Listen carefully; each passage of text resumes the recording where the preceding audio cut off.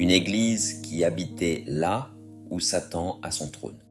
Plongeons ensemble dans la lettre adressée à l'église de Pergame, un message pour tous ceux qui veulent être fidèles à Christ dans un monde qui les pousse au compromis. Voici la lettre écrite par l'apôtre Jean à l'église de Pergame dans le livre d'Apocalypse chapitre 2 versets 12 à 17.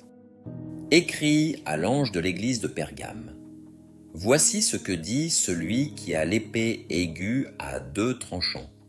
Je connais où tu demeures, là où est le trône de Satan, et tu retiens mon nom, et tu n'as pas renié ma foi, même au jour où Antipas, mon témoin fidèle, a été mis à mort chez vous, là où Satan habite.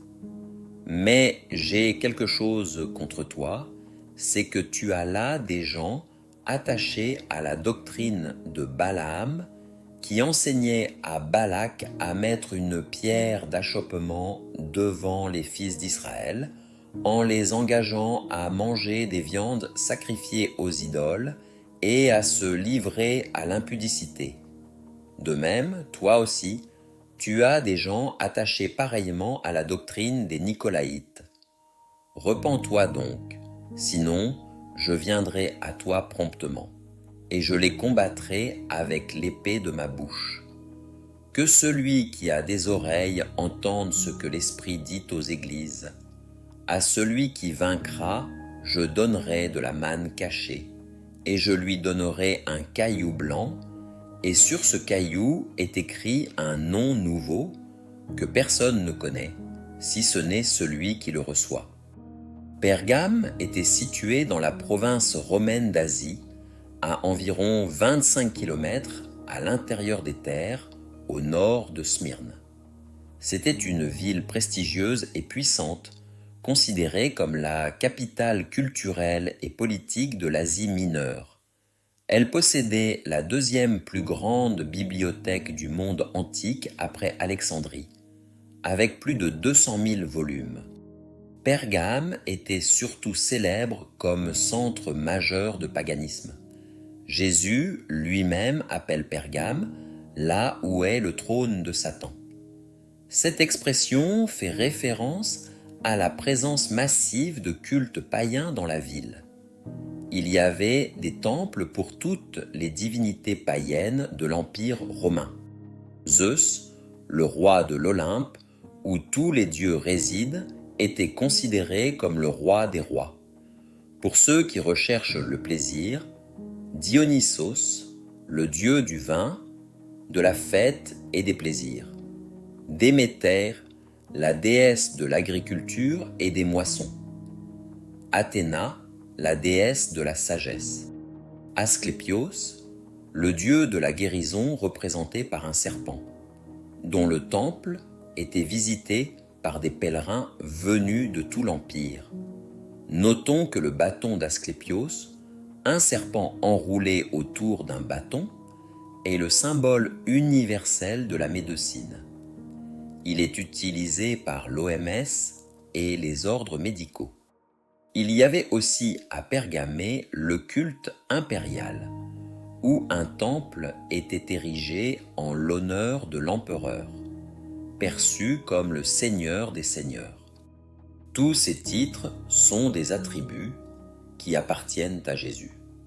Déclarer que Jésus est le roi des rois, le seigneur des seigneurs, le pain de vie, la sagesse, celui qui guérit, constitue donc un risque élevé pour les chrétiens. Tous les aspects de leur vie étaient menacés.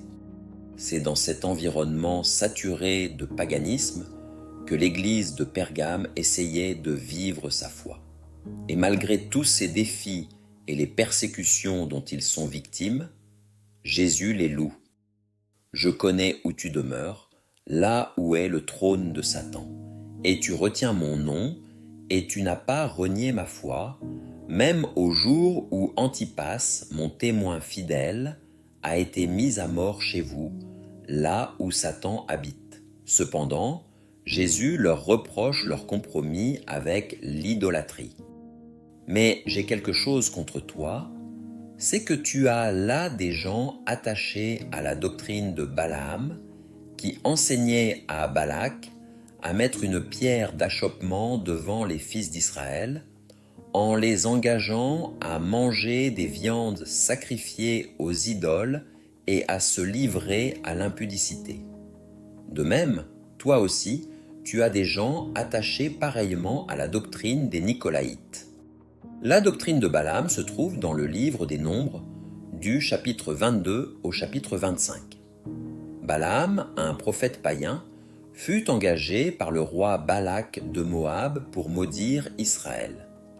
Ne pouvant maudire le peuple de Dieu, il enseigna à Balak un stratagème plus subtil: faire pécher Israël par l'idolâtrie et l'immoralité, en envoyant des femmes moabites pour séduire les hommes d'Israël et les entraîner à participer au sacrifice de Baal-Péor. La doctrine des Nicolaïtes avait été mentionnée par Jésus dans la lettre adressée à l'église d'Éphèse. À Éphèse, ils étaient haïs par l'église. À Pergame, ils étaient tolérés. Bien que peu de détails aient été donnés sur les Nicolaïtes, il est probable que leur enseignement était similaire à celui de Balaam: compromettre avec le paganisme, manger des viandes sacrifiées aux idoles et s'adonner à l'immoralité sexuelle. Certains chrétiens s'adonnaient donc à ces pratiques tout en servant Dieu. C'est dans ce contexte que Jésus leur lance un avertissement.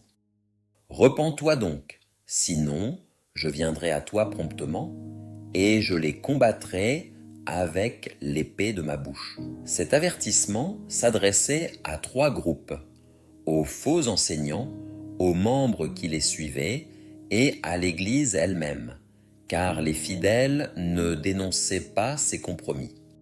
La lettre à Pergame se termine avec 2 promesses magnifiques. La première: à celui qui vaincra, je donnerai de la manne cachée. Dans le livre d'Exode, Dieu nourrit son peuple dans le désert. Une portion de manne fut conservée dans l'arche de l'Alliance, et cette portion était restée impérissable pour rappeler au peuple d'Israël que c'est l'Éternel qui pourvoit à leurs besoins. Jésus leur rappelle qu'il est le véritable pain de vie. Au lieu de participer aux banquets idolâtres des guildes, les fidèles recevront la nourriture céleste. La deuxième promesse: je lui donnerai un caillou blanc. Dans le monde antique, les cailloux étaient utilisés de plusieurs façons. Dans les jeux publics, un caillou blanc donnait accès à l'événement. Dans les tribunaux, un caillou blanc signifiait innocent. Un caillou blanc était parfois envoyé comme une invitation personnelle à un banquet spécial. Non seulement les chrétiens recevront un caillou blanc, mais sur ce caillou sera gravé un nom nouveau que personne ne connaît, si ce n'est celui qui le reçoit. Ceci dénote une communion personnelle avec Christ, une intimité exclusive avec le Seigneur. Ceux qui résistent au compromis reçoivent une nouvelle identité en Christ. Alors, que pouvons-nous retenir de cette lettre pour nos vies aujourd'hui?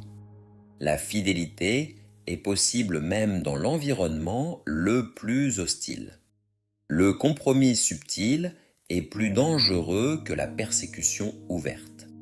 On peut être fidèle personnellement, mais tolérer l'erreur dans l'Église. La vraie nourriture vient de Dieu, non du monde.